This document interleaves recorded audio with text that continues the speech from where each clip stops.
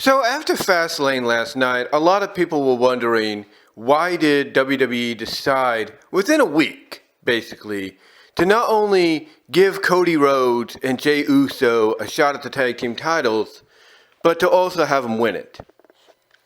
Well, I think people like JD from NY206 and others have pretty much pointed out what I kind of figured would be the reasoning. You see, the reasoning is because if they don't do the trade right away that they've hinted at, even by adding it into the hype package for the match, if they don't do the trade right away, if at all, then the best way, believe it or not, from a WWE logical continuity standpoint, is to have something that allows Cody to go over to SmackDown without, appearing, every now and then because of reasons. Like he appeared on SmackDown on Friday, which could be looked at as a every now and then reason because, well, he has to be in town for Fastlane, which was the following night. And I think they even advertised that as well, that he and Jey were going to be there. Because Judgement Day, of course, being the tag champs at that time, had access to go in between both Raw and SmackDown. And that is the reason right there why they gave the belts to Cody and Jey. See, Cody, unless he is going to be the big trade, and unless that's the announcement he makes this Tuesday on the jam-packed NXT that's going up against AEW, unless that's what he makes, as the announcement, and they decide we're going to hold off on that for right now, then Cody being tag team champions is basically the loophole way of getting him over to SmackDown on a regular basis. Because that they want to get to him and Roman once again. They want him to be the one to beat Roman. That's pretty much still the plan. It's still pretty much set in stone. He's going to be the one to beat Roman. But he can't, confront Roman. He can't confront Roman if he's on another brand. And let's not forget what he said in a promo on Raw. He basically, I guess you could say, replied to something that Paul Heyman said in one of the recent press conferences. I think it might have been after, SummerSlam? Was it SummerSlam, I think? I think it may have been SummerSlam, or it might have been something else. I can't really recall what it was. What was the pay-per-view before Fastlane? Hold on. Payback. I don't know if it was the Payback press conference, post-show press conference, or SummerSlam one, but Paul Heyman said in there that they have not even reached the third inning, or they're just getting into the third inning. Basically referring to Reigns' run as champion.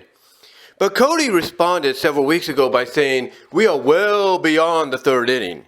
It's like we are going into the seven inning stretch. We are going into basically, the final hour, the final, climax, if you will, of the entire situation. He basically said something like that a couple weeks ago. And that, to me, alluded to the fact that not only would he probably be the trade, potentially, to SmackDown, but that also he's going to find a way to get to Roman. And, well, this is part of that plan, apparently, in story. For him and Jey to show back up on SmackDown, without, being, advertised for rare appearances or whatever, now they have a legit reasoning, a loophole reasoning to show up, because they have Tag Team Gold, which allows them to go between both brands. And I know some people might be a little critical about that, thinking, well, why didn't they just trade Cody in the first place? It would make more sense. And again, they still might. Like I said, that might be the announcement he makes on Tuesday on NXT. But the point that I'm getting at,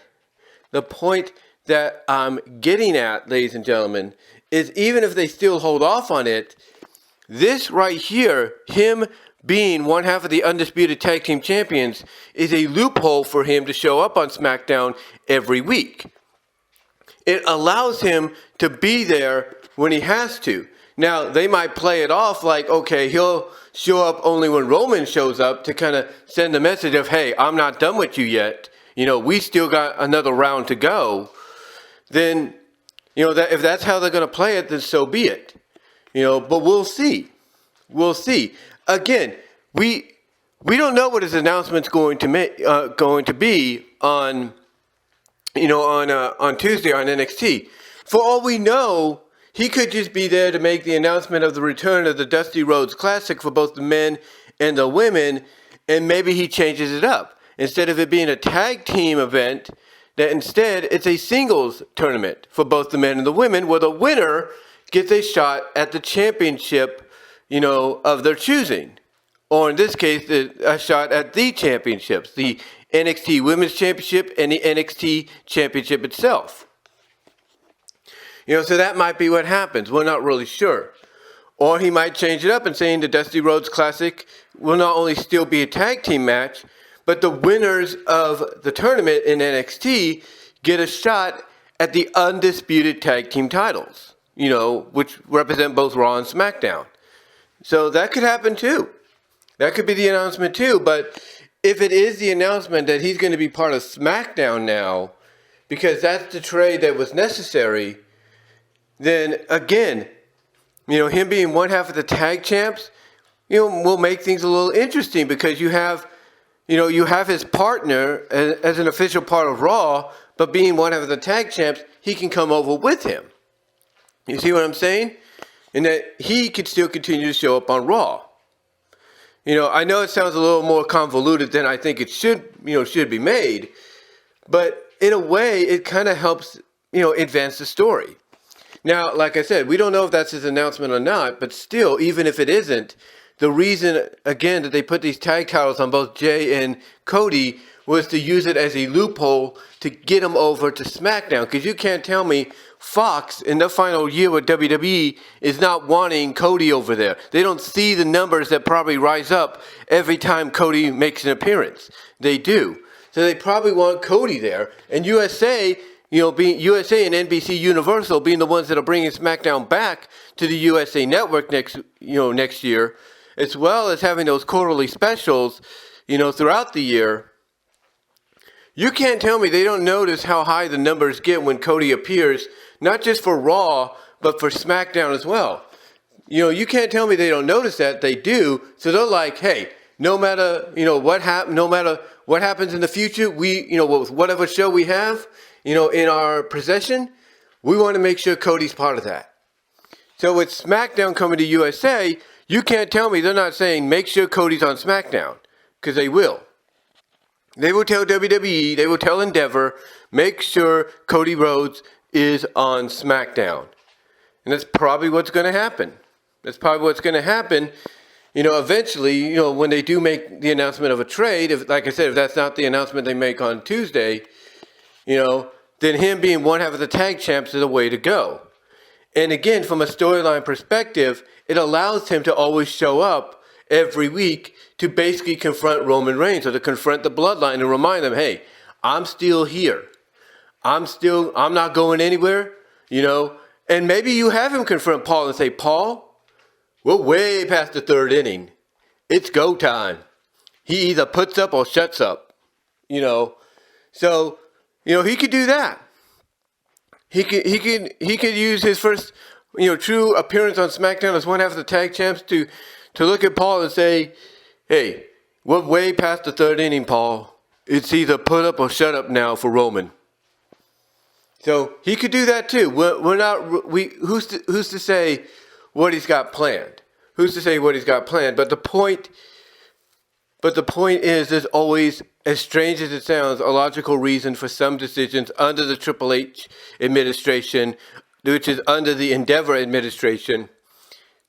There are several, if not, several creative, decisions and directions they go in that not many of us will agree upon. And Cody, and Cody basically getting the tag team titles after a week of being announced of getting the shot is one way to go with it. It also plays into the Jey Uso situation because, you see him showing back up on SmackDown after going back to WWE and going to Raw. You see the interaction between him and Jimmy. It makes, and now you have him with tag team gold, him winning his match and Jimmy losing his. That dynamic there, is, just the beginning of the foundation to be built to their match at Mania, if that's still the goal.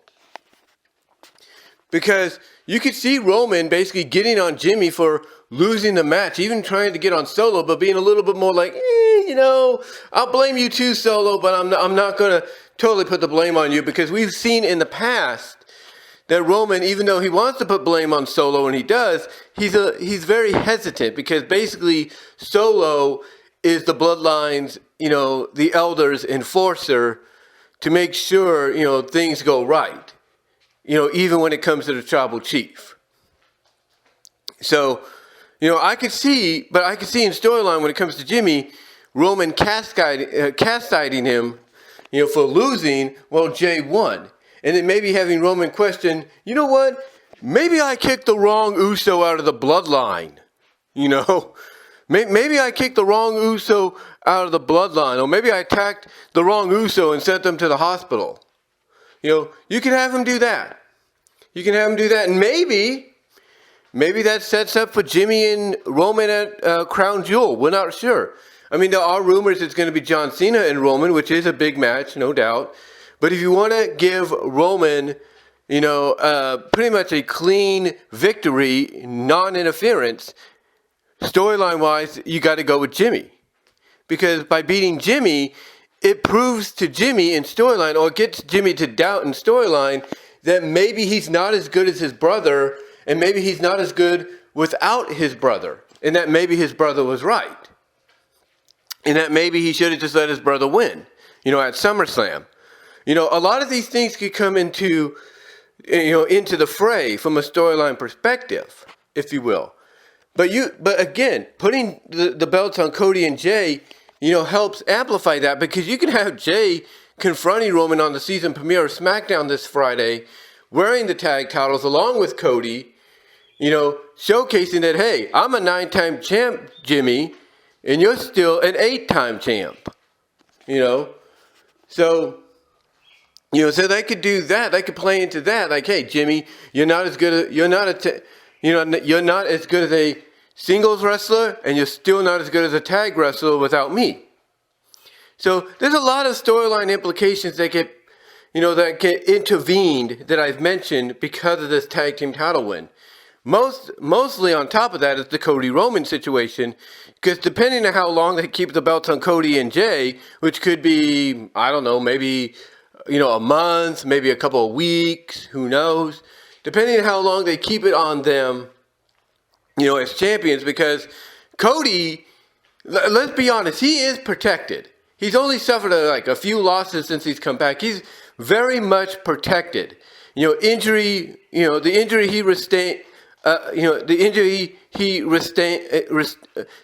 he had, I should say, withstanding. That's what I'm trying to say. The injury he had withstanding, he's pretty much been very, very much protected. So to me, it's up to WWE of how long they're going to keep the belts on him and Jey. If they want to keep it on them up until, let's say, Royal Rumble, that's fine. They want to keep them on them until the end of the year and have them lose it, let's say, to Solo and Jimmy on the final SmackDown of 2023, so be it. Whatever the case may be, what happened yesterday at Fastlane, with them winning, is all part about that integration of the storyline of Cody and Jey against the Bloodline, Cody against Roman, Cody, Jey against Jimmy, and Solo to an extent. But I think they're going to keep Solo occupied, because if LA Knight is the guy that's going to face Roman at Survivor Series and probably lose because of Solo, because LA Knight's getting to that point where WWE might be looking at him as a superstar they want to protect as well, then I could see him, branching off against Solo to get him out of the equation. I could see that. So the way I look at it, as we end 2023 and go into 2024, because of what happened at Fastlane and going forward, if plans don't change because of reasons, this is how I see everything coming into play. Because of this tag team title win, Cody gets a pass, trade or not, to be on SmackDown as much as he wants to be, but more specifically when Roman shows up. He has a pass to confront Paul Heyman and correct him by saying, "Oh, we're far beyond the third inning.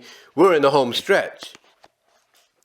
You give Jey a pass to go back to SmackDown and basically be a thorn in his brother's side and show off the tag team titles and show that, hey, when we were together, we were a great team. You were successful. Now look at you. And maybe you can play into the realism that, hey, maybe you have Roman or maybe you have Jey basically bring up, hey, man, you not being on a winning streak is very similar to you always being pulled over by the cops. You could do that. And that would work. That would work, if you will. But again, you give Jey a reason to go back to SmackDown, rub it in Jey's face that he's still better. He's actually more than better than Jimmy. And that he's becoming the Shawn Michaels of the Usos, while Jimmy's becoming the Marty Jannetty. You play into that. And then, as far as the LA Knight goes, LA Knight, again, he's going to be probably branched off to face Roman at Survivor Series after Roman's match at Crown Jewel. And again, he's getting to the point that, like I said, that he might be a superstar they want to protect. And the way they would protect him is by having maybe Solo interfere in his match at Survivor Series, costing him to lose to Roman. And then you branch him off against Solo. Thus you take Solo out of the equation. And now you have Jimmy occupied with Jey, and you have Roman occupied with Cody, and there you go. There's your build. There's your fast track, if you will, your direction, your path you have to WrestleMania. Maybe even the Royal Rumble, who knows? But that's why, as crazy, as convoluted and as long as I made this sound, unnecessarily long, that is. That's pretty much why Cody and Jey won last night. It wasn't because, they're the most over individuals, babyface-wise or superstar-wise in the company right now, two of them anyway. But it's mainly because to build upon that storyline, that allows them to branch off into different directions, if you will, and by extension allow people like LA Knight to be branched off into a direction to where the culmination at WrestleMania will be the ultimate demise of the Bloodline, and then you go from there. And what's crazy is you see what they're doing with the Judgment Day. They're building that tension and all that. They're kind of like, okay, Judgment Day is sometimes on the up, they're on the same page, sometimes they're not. They're basically trying to get Judgment Day to a point that by WrestleMania 40, whether they decide, let's turn them babyface, or let's turn one half of them babyface, or let's have Dominic be the real snake in the grass and destroy Judgment Day, and he forms his own version of it with people that are like him or whatever. Whatever the direction they go with it, the plan obviously is you end the Bloodline, with what they're doing right now. You end the Bloodline at WrestleMania, and at WrestleMania, you finally put the stamp of approval on Judgment Day as the faction, the group that you want to push. And basically, what you're seeing right now with the Judgment Day, this is just like the second evolution. That's right. It's like with Digimon and Pokemon. We all know that the characters, when we first see them, they're in their rookie forms, right? But over time, they evolve. They evolve and they get stronger. They have different forms. In the case of Judgment Day, what we're seeing is the second evolution. The first evolution was, the first form of Judgment Day was Edge, Rhea, and Damian. The second form came when Finn came into the fold, and basically, hold on. Sorry, I almost got tongue-tied there. But like I said, the first form of Judgment Day was, Edge, Damian, and Rhea. Then the second form of Judgment Day formed when Finn Balor came into the fold later on, and then months later, not even that, they included Dominic. So basically, within the span of, April, May, June, July, August, September. So basically, let's see, April, May, June, July, August. Within the span of 5.5 months, you had 2 evolutions of Judgment Day. The first evolution, like I said, was Edge, Rhea, and Damian. Second was Finn, Rhea, Damian, and then later on Dominic. And now what was seen with JD Madigan, if you will, or Jordan Devlin, if you will, trying to get into the group as himself. What was seen is the build to the third evolution of Judgment Day. And that third evolution may happen, at Survivor Series or after Survivor Series. Because I've got a feeling somebody's leaving the group. Whoever it's going to be, JD, Jordan Devlin, is going to take their place. We already see that. We already see that happening. Whether it's Rhea that's leaving, whether it's Damian that's leaving, whether it's Dominic, maybe Finn, we know that Jordan's going to take his place. And the people in NXT, that they're pretty much, if you pay attention to NXT, they're setting up to be called up to the main roster that would fit in perfectly with the Judgment Day, like Joe Gacy. So there you go. There you go. So they're pretty much, building up Judgment Day to evolve into a third form. That third form is going to include Jordan Devlin. The final form, that's going to probably be, the fourth and final form, I should say, is probably going to culminate around WrestleMania. I know that's stretching it and everything, and I know you might be saying, well, wow. And again, I know you might be saying, wow. You go from talking about Cody and Jey winning to Judgment Day evolving to a fourth and final form around WrestleMania. Again, this all has to do with them winning, yesterday at Fastlane. This all has to do with it. And why? Because again, you give Cody and Jey a logical, if you look at it that way, reason to be able to go over to SmackDown as much as they want, depending on how long they're going to hold the tag titles, to continue the feud, the programs with Roman and Jimmy. You have Cody confront Paul and say, hey, we're not in the third inning, we're in the home stretch, and you know it. By extension, it allows LA Knight, after his little program with Roman, to, branch off to fight solo, and basically you got the pieces laid out there for, the demise, you got the pieces laid out there, I should say, that would lead to the demise of Judgment, not Judgment, but of the Bloodline. You have the pieces laid out there, to go, you have the pieces laid out to send you in those different directions that will lead to the demise of the Bloodline at WrestleMania. That's what I was trying to say. And that during that time, on the other side, on Raw, you have, this kind of kind of tension, this we're together, we're not so together, we got problems, we don't got problems situation with the Judgment Day, to the point that what you're seeing is the evolution of the third form of Judgment Day. That's what you're seeing. And that's going to build into the fourth and final form at WrestleMania. And how this connects is that, like I said, WrestleMania, you got those 3 different paths, if you will, for what's left of the Bloodline to go down. You'll see at WrestleMania, if they do this, you see the demise of the Bloodline. And around WrestleMania, around that same time, you see the fourth and final form and rise of the Judgment Day. And that's what you see. Because, again, you have talents in NXT that can help fit, one of those forms, the third form and the fourth and final form. You got people like, Cora Jade. You got Joe Gacy. You got,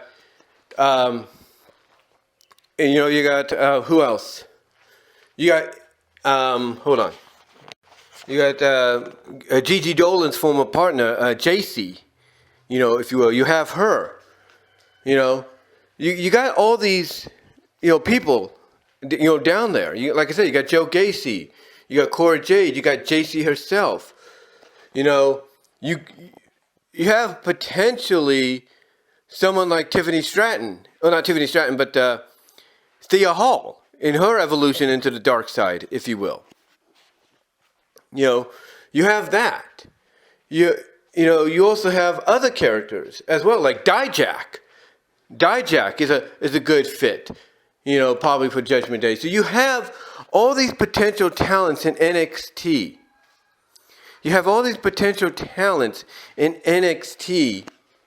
That basically could fill in spots for the Judgment Day to help create those third and fourth forms. That third form and that fourth and final form at WrestleMania.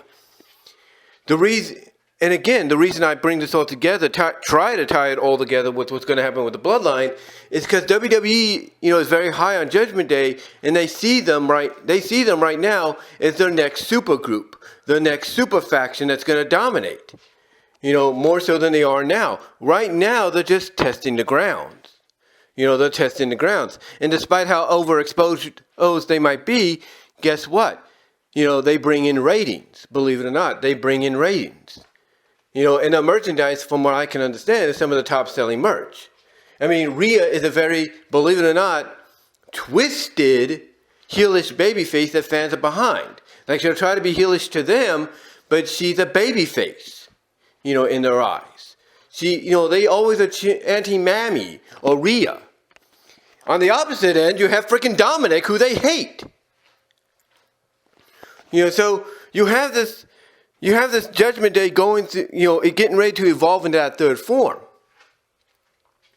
And, by the time we get to WrestleMania, they'll be evolving into that fourth and final form just in time for the Bloodline to be dismantled once and for all, and thus in its place you have the Judgment Day in its final form, basically its ultimate form. Like if you watch Dragon Ball Z, you know that Frieza, would have ultimate final forms and all that. That seemed like, oh God, this guy's going to be hard to beat.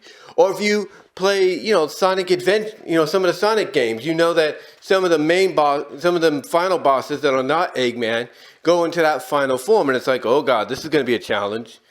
That is what you're looking at with the Judgment Day, and Cody and Jey winning at Fastlane connects all this together.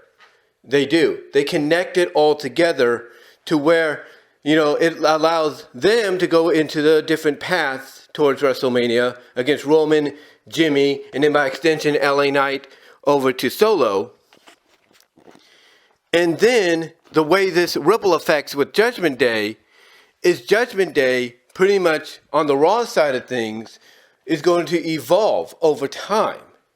They're going to evolve to the point that when they get to WrestleMania, they're going to have that final form, and that's going to be the form WWE gets behind as their new Bloodline, as their new super faction. Because again, right now, we're just in the second form. We're getting ready to evolve into the third form, and Jordan Devlin, is part of that third form, part of that plan. We see that. But, but ultimately, it's up to WWE what they want to do. So we'll see what they do. But let me know what your thoughts are. I know I made this a little longer and more convoluted than it should have been, but let me know what your thoughts are. Do you agree? Comment below, live chat during the premiere, like the video. You will get a podcast version of this. It's BW Rose's Discussions Podcast. And until then, I'll talk to y'all later.